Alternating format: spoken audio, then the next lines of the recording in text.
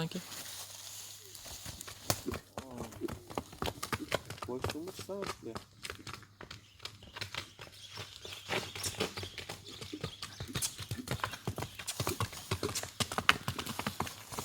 Hayır.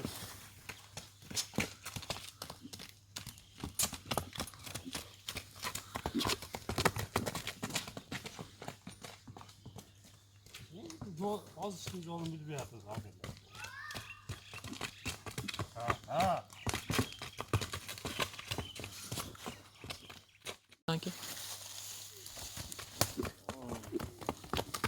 Boşluğumuz sanki.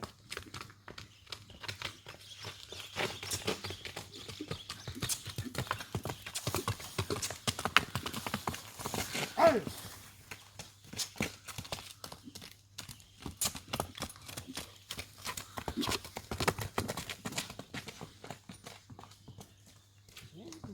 Az şimdi oğlum bir yatız abi.